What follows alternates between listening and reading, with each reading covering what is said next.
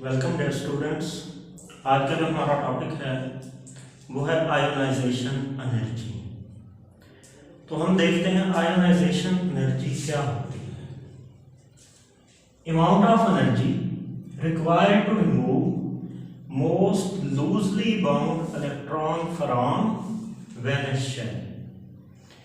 कि valence shell के अंदर जो इलेक्ट्रॉन सबसे लूजली बाउंड है न्यूक्लियस के साथ, मीन न्यूक्लियस की फोर्स ऑफ अट्रैक्शन जिस इलेक्ट्रॉन पे सबसे कम है, उस इलेक्ट्रॉन को रिमूव करने के लिए जो एनर्जी रिक्वायर्ड होती है, हमें ज़रूरत होती है, उसे बोलते हैं आयोनाइजेशन एनर्जी। सबसे पहले हम देखते हैं एटम क्या है और शेल्स क्या है। ये न्यूक्लियस है, ये शेल्स हैं, इनको बोलते हैं इनर शेल्स और इसको बोलते हैं वैलेंस शेल। जो सबसे आउटर मोस्ट शेल होता है उसको बोलते हैं वैलेंस शेल, और उसके अंदर जितने भी शेल्स होते हैं, 2 हों 4 हों जितने भी हों, उनको बोलते हैं valence shell, inner shells.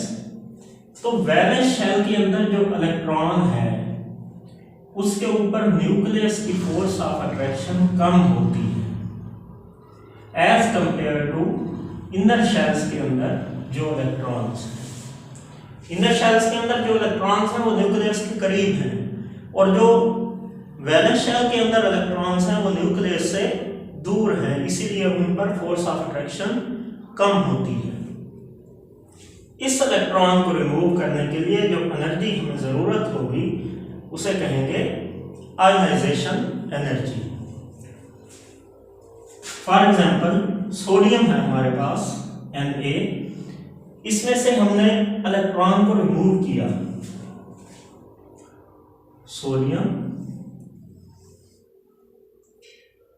Sodium के 3 शेल्स होते हैं।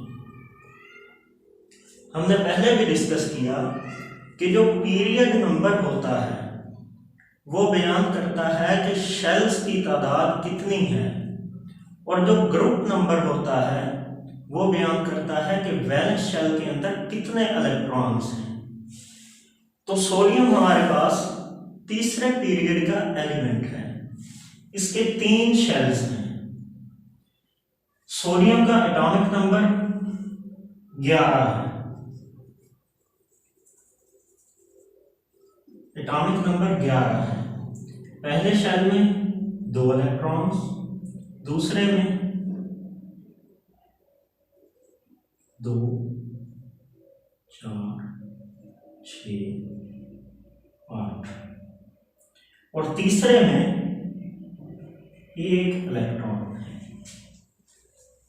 सोडियम फर्स्ट ग्रुप का एलिमेंट है और तीसरे पीरियड का एलिमेंट है, मीन इसके शेल्स 3 हैं और फर्स्ट ग्रुप है, तो वैलेंस शेल के अंदर 1 इलेक्ट्रॉन है। जब ये इलेक्ट्रॉन रिमूव होगा सोडियम का, सोडियम पे पॉजिटिव चार्ज आ जाएगा, इलेक्ट्रॉन रिमूव हो जाएगा, और जब आयोनाइजेशन एनर्जी होगी वो 496 किलोजूल पर मोल होगी। अगर 1 इलेक्ट्रॉन रिमूव हुआ तो फर्स्ट आयोनाइजेशन एनर्जी, अगर हम 1 से ज्यादा इलेक्ट्रॉन्स को रिमूव करवाना चाहते हैं तो वो स्टेप बाय स्टेप होगा। पहले 1 इलेक्ट्रॉन रिमूव हुआ, अब ये दूसरा इलेक्ट्रॉन रिमूव हुआ, इसकी जो आयोनाइजेशन एनर्जी होगी वो इससे ग्रेटर होगी, इससे ग्रेटर होगी। ये स्मॉल, ये ग्रेटर। इसी तरह जब हम तीसरा इलेक्ट्रॉन रिमूव कराएंगे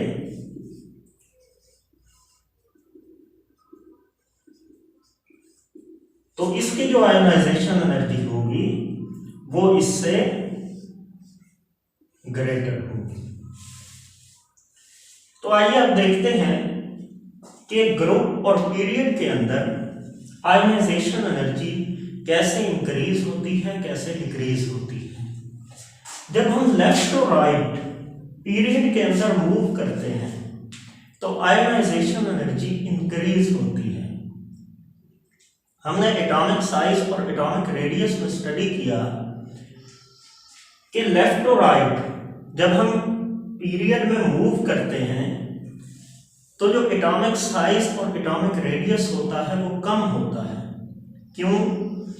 कि नंबर ऑफ प्रोटॉन्स और नंबर ऑफ इलेक्ट्रॉन्स इंक्रीज होते हैं। क्यों? एटॉमिक नंबर इंक्रीज हुआ, नंबर ऑफ इलेक्ट्रॉन्स और नंबर ऑफ प्रोटॉन्स इंक्रीज हुए, लेकिन न्यू शेल्स ऐड नहीं हुए। जब न्यू शेल्स ऐड नहीं हुए और नंबर ऑफ प्रोटॉन्स और नंबर ऑफ इलेक्ट्रॉन्स इंक्रीज हुए तो न्यूक्लियस की फोर्स ऑफ अट्रैक्शन इलेक्ट्रॉन्स पे इंक्रीज हो गई और जो होल एटम है वो समाल हो गया, जिसकी वजह से एटॉमिक साइज, एटॉमिक रेडियस कम हो गया। तो जब हम कार्बन की एग्जांपल ले लें, सेकेंड पीरियड का एलिमेंट है, मीन इसके 2 शेल्स हैं और पहले शेल में 2 इलेक्ट्रॉन, एटॉमिक नंबर 6, दूसरे में 4 इलेक्ट्रॉन। ठीक है, चौथे ग्रुप का एलिमेंट है, मीन वैलेंस शेल में 4 इलेक्ट्रॉन्स हैं। तो अब देखिए कि लिथियम के अंदर 3 प्रोटॉन्स हैं, 3 इलेक्ट्रॉन्स हैं। इसकी फोर्स ऑफ अट्रैक्शन न्यूक्लियस की इलेक्ट्रॉन्स के ऊपर, जो शेल्स के अंदर इलेक्ट्रॉन्स हैं, वो कम है as compare to carbon. Carbon के अंदर प्रोटॉन्स भी 6, इलेक्ट्रॉन्स भी 6, इसकी फोर्स ऑफ अट्रैक्शन ज्यादा है। तो जब हम left to right in a period move करते हैं, due to increase of number of protons and number of electrons, atom का साइज डिक्रीज हुआ। जब एटम का साइज डिक्रीज हुआ, न्यूक्लियस की फोर्स ऑफ अट्रैक्शन इंक्रीज हुई। जब इंक्रीज हुई तो जो वैलेंस इलेक्ट्रॉन्स थे वो टाइटली बाउंड हो गए न्यूक्लियस के साथ। जब टाइटली बाउंड न्यूक्लियस के साथ हो गए तो इनको निकालना टफ होगा, डिफिकल्ट होगा, क्योंकि न्यूक्लियस के साथ टाइटली बाउंड हो गए। तो इसीलिए ionisation energy left to right in a period जब हम मूव करते हैं तो आयोनाइजेशन एनर्जी इंक्रीज होती है। इसकी थोड़ी कम, इसकी ज्यादा, इसकी उससे ज्यादा, इसकी उससे ज्यादा, इसकी 520, 899, 801, 1086। अब आते हैं ग्रुप के अंदर। जब हम टॉप टू बॉटम आते हैं ग्रुप के अंदर, ये सेकंड पीरियड, ये थर्ड पीरियड, ये फोर्थ पीरियड, मीन इसके 3 शेल्स हैं। अब इसके 2 शेल हैं लिथियम के, लिथियम के 2 शेल्स हैं, एटॉमिक नंबर 3 है। पहले शेल में 2 इलेक्ट्रॉन, दूसरे में 1। और जब हम सोडियम पे आए तो थर्ड पीरियड है, शेल्स की तादाद इंक्रीज हुई, 3 शेल्स आ गए, इसमें 2 इलेक्ट्रॉन, इसमें 6 और इसमें 3।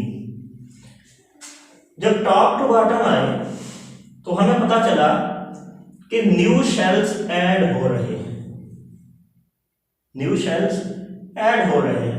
जब न्यू शेल्स ऐड हुए तो वैलेंस शेल के इलेक्ट्रॉन्स का फासला न्यूक्लियस से इंक्रीज हो गया। वैलेंस शेल के अंदर जो इलेक्ट्रॉन्स थे उनका फासला जब इनर शेल्स की तादाद इंक्रीज हुई, इधर एक इनर शेल है, इधर दो हो गए, वैलेंस इलेक्ट्रॉन इधर नजदीक है, इधर दूर हो गए। जब दूर हो गए तो फोर्स ऑफ अट्रैक्शन न्यूक्लियस की भी डिक्रीज हो गई, कम हो गई, तो इन इलेक्ट्रॉन्स को निकालना आसान हो गया, आयोनाइजेशन एनर्जी डिक्रीज हो गई। ये देखिए लिथियम, सोडियम, पोटाशियम, रुबिडियम, इसकी आयोनाइजेशन एनर्जी कम, इसकी जो आयोनाइजेशन एनर्जी है इससे ज्यादा है, इसकी आयोनाइजेशन एनर्जी इससे कम है। इस तरह से आयोनाइजेशन एनर्जी कम होती चली गई due to increase of inner shells. अगर हम पोटाशियम की बात करें, इसमें 4 शेल्स आ गए, 3 इनर शेल्स आ गए, एक वैलेंस शेल। रुबिडियम की बात करें, ये 5वें पीरियड का है, इसमें 4 इनर शेल्स आ गए और एक वैलेंस शेल आ गया। Due to increase in number of shells, the valence electron become loosely tied with nucleus and the force of attraction between nucleus and outermost shell electron mean valence shell electron decreases. Due to this, it is easy to expel out valence electron from the atom. तो ये था हमारे पास ionisation energy कि left to right period में increase हो रही है। क्यों? नंबर ऑफ प्रोटॉन्स और नंबर ऑफ इलेक्ट्रॉन्स इंक्रीज हो रहे हैं, शेल्स न्यू ऐड नहीं हो रहे हैं। और जब ग्रुप में आते हैं शेल्स ऐड होते हैं, वैलेंस शेल के इलेक्ट्रॉन्स का फासला न्यूक्लियस से दूर हो जाता है, वो लूजली अटैच होते हैं, उनको निकालना इजी हो जाता है।